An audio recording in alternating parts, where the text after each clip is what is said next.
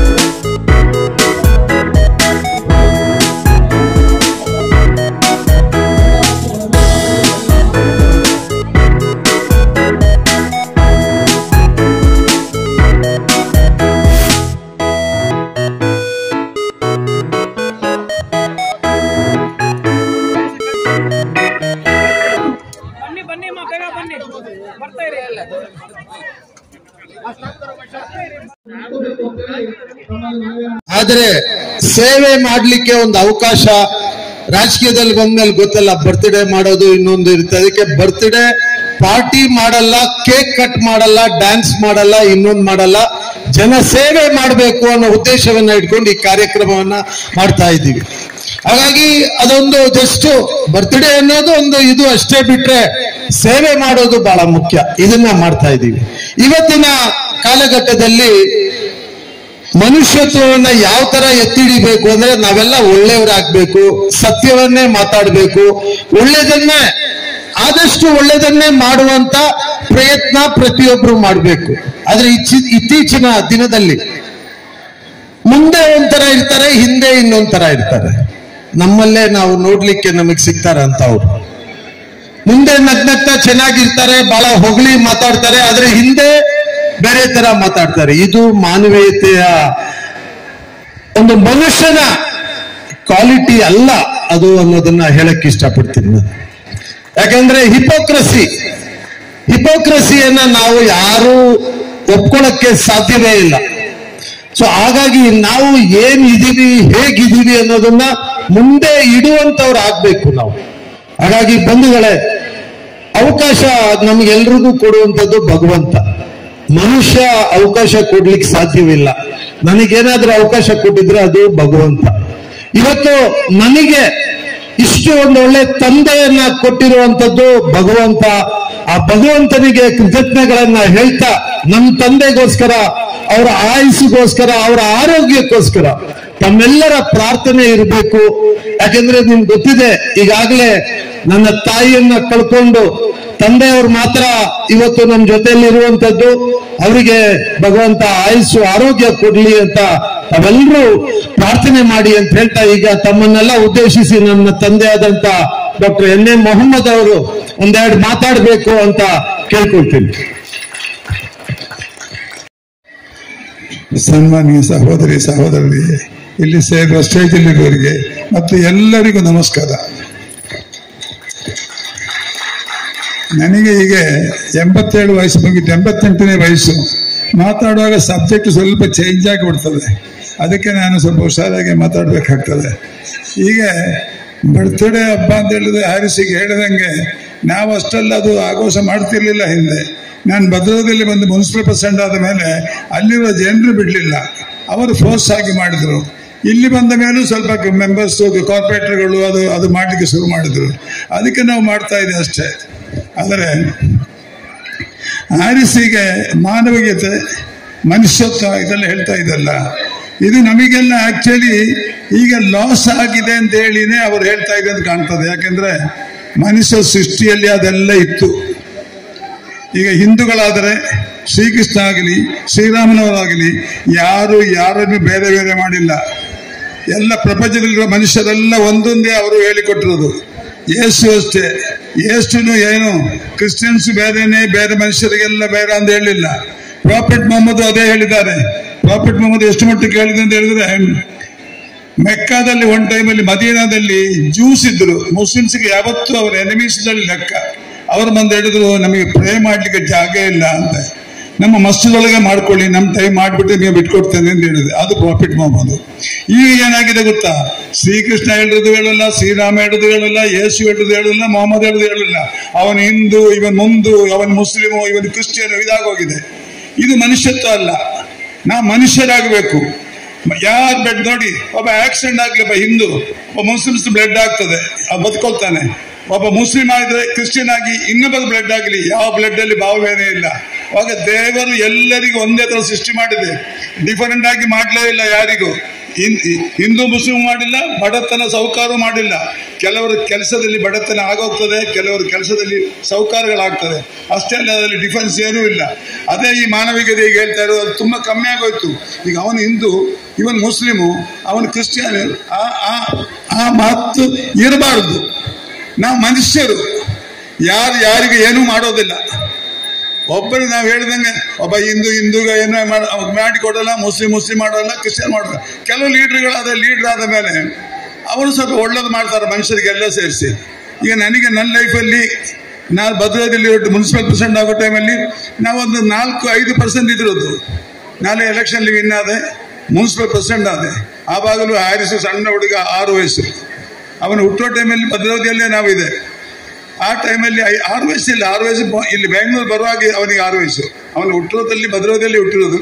ಆವಾಗಲೂ ಜೊತೆಯಲ್ಲಿ ಜ್ವರ ಸೇರಿಕೊಂಡಾಗ ಎಲೆಕ್ಷನ್ ಕೊಟ್ಟರೆ ಅವನು ಸಿಂದ್ರಾಬಾದಲ್ಲಿ ಹಾಕೊಂಡು ತಿರುಗ್ತಾ ಇದ್ದು. ಅವಾಗ ನಾನು ನೆನೆಸಿದೆ, ಪೊಲಿಟಿಕಲ್ ಸ್ಮೆಲ್ ಇದೆ, ಆ ಥರ ಬರ್ಬೋದು ಅಂತೇಳಿ. ಅವಾಗ ನಾವು ಹೇಳೋದು ಯಾವತ್ತು ನಮ್ಮಲ್ಲಿ, ನನಗೆ ಇಷ್ಟು ವಯಸ್ಸಾಗಿನೂ ನನಗೆ ಮುಸ್ಲಿಂ ಫ್ರೆಂಡ್ಸ್ ಇದೆ, ಕ್ರಿಶ್ಚಿಯನ್ ಫ್ರೆಂಡ್ಸ್ ಇದೆ, ಹಿಂದೂ ಫ್ರೆಂಡ್ಸ್ ಇದೆ, ಏನು ಡಿಫ್ರೆನ್ಸೇ ಇಲ್ಲ. ನಾನು ಯಾವತ್ತು ಯಾರಿಗೂ ಹೇಳಲಿಕ್ಕೆ ಆಗೋಲ್ಲ ನಾನು ಡಿಫ್ರೆನ್ಸ್ ಮಾಡ್ತೀನಿ ಅಂತೇಳಿ. ನಮ್ಮ ಮನೆಯೊಳಗೆ ಕೆಲಸ ಮಾಡೋರಿಗೂ ನಾವು ಅದೇ ಈಕ್ವಲ್ ಕೊಡ್ತಾ ಇದ್ದೆ. ಅವರು ಕೆಲಸ ಮಾಡೋರು, ಅವ್ರ ಆ ಜಾತಿ ಸಾರಿ, ಇವತ್ತಲ್ಲ, ಯಾವತ್ತೂ ಇಲ್ಲ. ಅದು ನಮ್ಮ ಫೀಲಿಂಗ್ಸ್. ಆ ಥರ ನಡಿಬೇಕು ನಮ್ಮ ಉದ್ದೇಶ. ಅದಕ್ಕೋಸ್ಕರವಾಗಿ ನನಗೆ ದೇವರು ಒಳ್ಳೆ ಮಕ್ಕಳು ಕೊಟ್ಟಿದೆ. ನೀವು ನೋಡಿ, ಹ್ಯಾರಿಸ್ಗೆ ತಾಯಿ ತೀರೋಗಿ ಮಾಡಿರೋದು, ಅವರು ಎಷ್ಟೊಂದು ಮಾಡಿದೆ.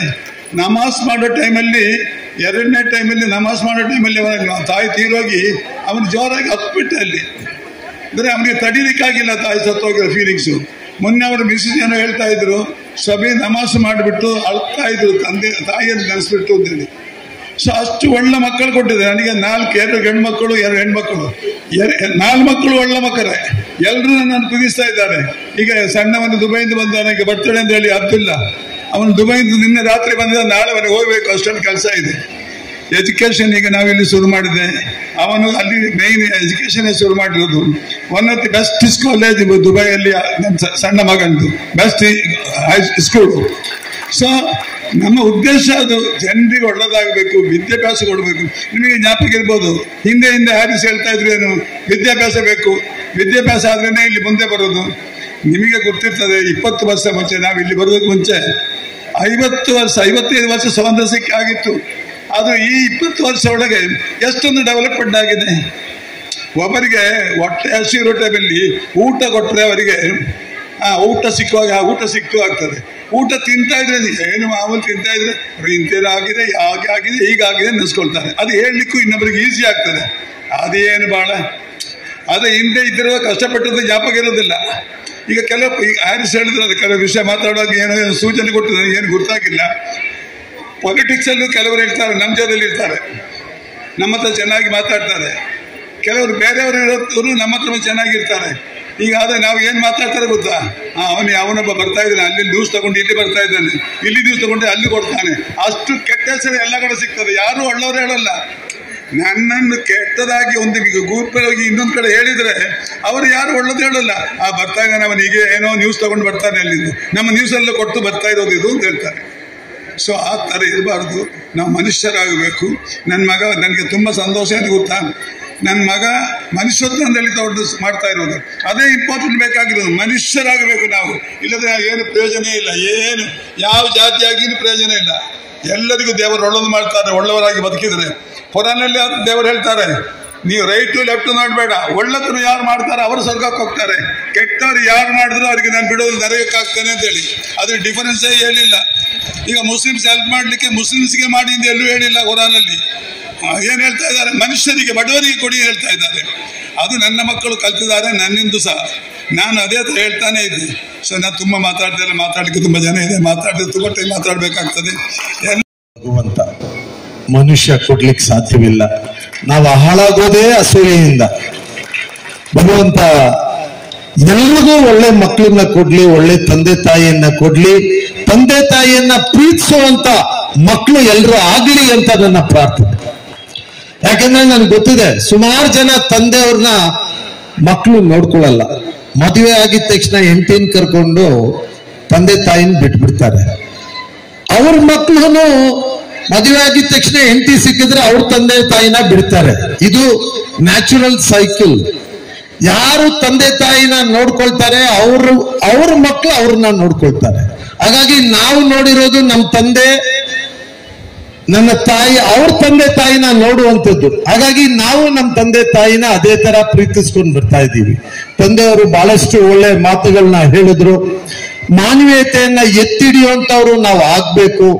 ಮಾನವೀಯತೆ ಇಲ್ಲದೆ ಹೋದ್ರೆ ಬೇರೆ ಯಾವುದಕ್ಕೂ ಸಮಾಜದಲ್ಲಿ ಬೆಲೆ ಇಲ್ಲ ಅನ್ನೋದು ನನ್ನ ವಿಶ್ವಾಸ. ನಾವೆಲ್ಲರೂ ಒಬ್ರು ಇನ್ನೊಬ್ರಿಗೆ ಸ್ನೇಹ, ಪ್ರೀತಿ, ವಿಶ್ವಾಸ, ಸಹಾಯ ಇದೆಲ್ಲ ಮಾಡ್ತಾ ಇರುವಂತ ಸಮಾಜ ನಮ್ದಾಗ್ಬೇಕು. ಆಗ ಮಾತ್ರ ನಾವೆಲ್ಲರೂ ಸಂತೋಷವಾಗಿರ್ಲಿಕ್ಕೆ ಸಾಧ್ಯ.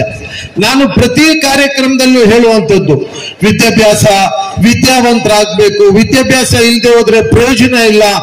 ನಮ್ಮ ಡಾಕ್ಟರ್ ಬಾಬಾ ಸಾಹೇಬ್ ಅಂಬೇಡ್ಕರ್ ಅವರು ಏನು ಸಂವಿಧಾನವನ್ನ ಕೊಟ್ಟಿದ್ದಾರೆ, ಅವರು ಸಂವಿಧಾನವನ್ನ ಕೊಡುವಾಗ ನಮಗೆ ಹೇಳಿದ್ದು, ನೀವು ವಿದ್ಯಾವಂತರಾಗಿ ವಿದ್ಯಾಭ್ಯಾಸವನ್ನ ಪಡ್ಕೊಳ್ಳಿ, ಸಂಘಟಿತರಾಗಿ ನಿಮ್ಮ ಹಕ್ಕನ್ನ ಕೇಳುವಂತ ಧೈರ್ಯ ಪಡ್ಕೊಳ್ಳಿ ಅಂತ ಹೇಳಿದ್ರು. ಇವತ್ತು ನಾವು ಅದನ್ನೇ ಮಾಡ್ತಾ ಇದ್ದೀವಿ. ವಿದ್ಯಾಭ್ಯಾಸವನ್ನ ಪಡ್ಕೊಂಡು ವಿದ್ಯಾಭ್ಯಾಸದಿಂದ ಸಂಘಟಿತರಾಗಿ ನಮ್ಮ ಹಕ್ಕನ್ನ ಕೇಳುವಂತವರಾಗಬೇಕು. ಅದೇ ರೀತಿಯಲ್ಲಿ ಅವರ ಹೆಸರಲ್ಲಿ ಗುಂಪು ಮಾಡಿಕೊಂಡು ಸಮಾಜಕ್ಕೆ ಕೆಟ್ಟದನ್ನ ಮಾಡೋರು ನಾವು ಆಗ್ಬಾರ್ದು. ಬಾಬಾ ಸಾಹೇಬ್ ಅಂಬೇಡ್ಕರ್ ಅವರ ಹೆಸರಿಟ್ಕೊಂಡು ಕೇವಲ ಸಮಾಜದಲ್ಲಿ ಎದುರಿಸುವಂತ ಕೆಲಸ ಕೆಲವು ಕಡೆ ಆಗ್ತಾ ಇದೆ. ಅದು ಬಾಬಾ ಸಾಹೇಬ್ ಅಂಬೇಡ್ಕರ್ ಹೇಳಿರುವಂತದ್ದಲ್ಲ ಅನ್ನೋದನ್ನ ಈ ವೇದಿಕೆ ಮುಖಾಂತರ ಹೇಳ್ತೀನಿ ನಾನು.